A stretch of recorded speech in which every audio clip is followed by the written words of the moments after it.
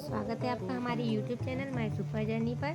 तो दोस्तों, अगर आप भगवान श्री राम की जन्मभूमि अयोध्या आना चाहते हैं और आपके पास समय कम है और आप एक दिन में ही पूरी अयोध्या को घूमना चाहते हैं, तो हमारी ये वीडियो आपके लिए बहुत ही इन्फॉर्मेटिव होने वाली है। क्योंकि इस वीडियो के माध्यम से हम आपको बताएंगे कि आप अगर एक दिन में पूरी अयोध्या को घूमना चाहते हैं तो आपको कहाँ-कहाँ दर्शन करने जाना चाहिए। तो दोस्तों, जैसा कि अयोध्या नगरी भगवान श्री राम की जन्मभूमि होने के साथ साथ एक प्राचीन शहर भी है। ये सरयू नदी के किनारे बसा हुआ हिंदुओं के लिए प्रमुख तीर्थ स्थल कहलाता है, क्योंकि यहाँ पर प्रभु श्री राम जी से जुड़े कई धार्मिक स्थान हैं जिनका हिंदुओं के लिए विशेष महत्व भी है। इसलिए जब कभी भी आप अयोध्या आओ तो इन स्थानों पर दर्शन करना बिल्कुल भी मत भूलना। यहाँ पर आपको भगवान श्री राम के जीवन से जुड़ी कई चीजें देखने को मिलेंगी। तो चलिए वीडियो को शुरू करते हैं। तो दोस्तों, सबसे पहले मैं आपको बताना चाहूँगी कि आप जब अयोध्या आए तो आपको सबसे पहले जाना चाहिए सरयू घाट पर। यहाँ के बारे में माना जाता है कि श्री राम मंदिर के दर्शन से पहले सरयू घाट पर स्नान करने जरूर जाना चाहिए। और ये सरयू घाट राम मंदिर से करीब 2 किलोमीटर की दूरी पर ही है। यह स्नान करने के बाद ही श्री राम मंदिर के दर्शन करने जाना चाहिए। वैसे तो यहाँ पर कई सारे घाट बने हुए हैं, यहाँ पर लोग स्नान करते हैं। इसके अलावा यहाँ पर पूजा पाठ भी आप करा सकते हैं और यहाँ पर बोटिंग भी कराई जाती है। तो अगर आप चाहो तो यहाँ पर बोटिंग भी कर सकते हैं। और यहाँ के लिए मान्यता है कि यहीं पर भगवान श्री राम ने जल समाधि ली थी, इसलिए अयोध्या आकर सरयू जी में स्नान करने का बहुत ही ज्यादा महत्व भी है। और अब आप इसके बाद दूसरे नंबर पर जाइए राम की पैड़ी। और यह स्थान सरयू घाट के पास ही बने छोटे छोटे घाट है। कहते हैं कि प्रभु राम जी यहीं से होकर सरयू नदी में स्नान करने जाया करते थे, इसलिए इस जगह का नाम राम की पेड़ी रखा गया है। और रामनवमी और दिवाली जैसे खास त्योहारों पर इसी जगह हजारों लाखों दिए जलाए जाते हैं। और बहुत से लोग यह सरयू घाट की जगह यहीं पर ही स्नान करना ज्यादा पसंद करते हैं, क्योंकि यहाँ पर पानी का जो स्तर होता है थोड़ा सा कम होता है। तो आप चाहे तो सरयू जी में स्नान करने की जगह यहाँ पर भी स्नान कर सकते हैं। और आप इस जगह के बाद तीसरे नंबर पर नागेश्वर नाथ मंदिर में जा सकते हैं। तो जैसे ही आप राम की पेड़ी पर स्नान करके आएंगे तो पास में ही आपको यह मंदिर नजर आ जाएगा। और यह भगवान शिव का खास मंदिर है, जिसे राम जी के पुत्र कुश ने बनवाया था। और शिवरात्रि के समय अगर आप यहाँ आएंगे तो आपको यहाँ बहुत ज्यादा भीड़ देखने को मिलेगी। तो अब इसके बाद दर्शन के लिए आपको हनुमानगढ़ी जाना चाहिए, क्योंकि कहते हैं कि श्री राम मंदिर में दर्शन करने से पहले सभी को हनुमानगढ़ी के दर्शन जरूर करने चाहिए। और ये अयोध्या जी का सबसे प्रसिद्ध मंदिर भी है, क्योंकि कहा जाता है कि जब भगवान राम रावण से युद्ध जीतकर अयोध्या वापस लौटे थे, तब हनुमान जी भी उनके साथ अयोध्या आए थे। तब हनुमान जी को श्री राम जी ने यह स्थान रहने के लिए दिया था, और तब से ही हनुमान जी यहीं पर रहकर अयोध्या जी की रक्षा करते हैं। इसलिए राम जी के दर्शन से पहले हनुमान जी की अनुमति लेनी जरूर होती है।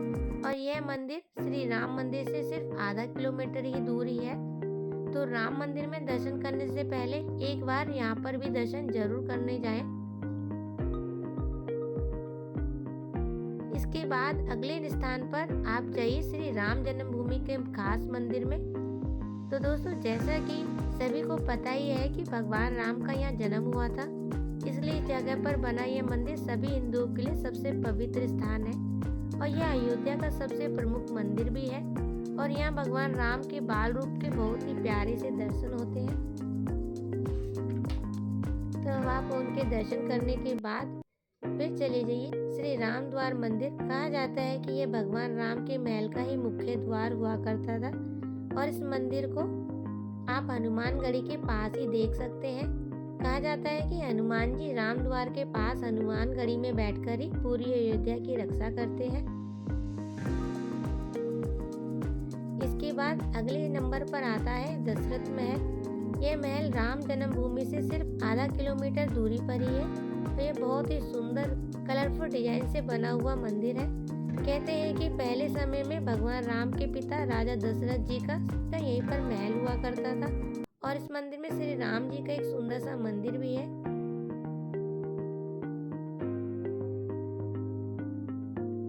पर दर्शन करने के बाद आता है कनक भवन, और यह भवन दशरथ महल से थोड़ा सा ही आगे जाने पर आपको नजर आ जाएगा, जो बहुत ही बड़ी जगह में बना हुआ है। इस भवन के बारे में कहा जाता है कि यह भवन माता कैकेयी ने माता सीता को मुंह दिखलाई में दिया था, और भवन का निर्माण विश्वकर्मा जी के द्वारा हुआ था। इसलिए यह बहुत ही अद्भुत और बहुत ही सुंदर कलाकृति से बना हुआ भवन है। और यह भी कहा जाता है कि राम जी के समय पर यह भवन सोने का हुआ करता था, इसलिए इसका नाम कनक भवन कहा जाता है।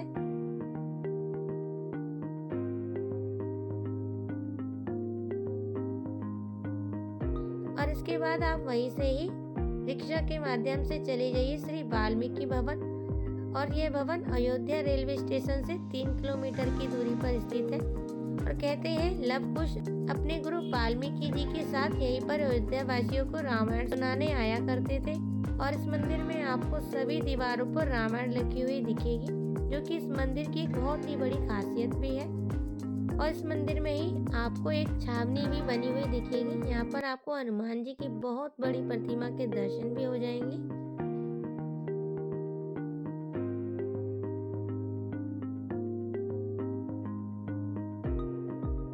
वैसे दोस्तों, इसके अलावा अयोध्या जी में बहुत सारे प्रमुख मंदिर भी हैं, जो श्री राम जी के जीवन से कहीं ना कहीं जुड़े हुए हैं। अगर आप 2 दिन के लिए यहाँ आ रहे हैं तो अगले दिन आप उन सभी मंदिरों को भी देखने जरूर जाइए, और उन सभी मंदिरों की जो वीडियो है वो आप हमारे चैनल पर जाकर देख सकते हैं। तो दोस्तों, उम्मीद है कि आपको हमारी दी हुई जानकारी अच्छी लगी होगी। तो कमेंट में जय श्री राम जरूर लिखें, और ऐसे ही और वीडियो को देखने के लिए हमारे चैनल को जरूर सब्सक्राइब करें। तो इस वीडियो में इतना ही, फिर मिलते हैं ऐसी और किसी दूसरी वीडियो के साथ। तब तक के लिए जय श्री राम।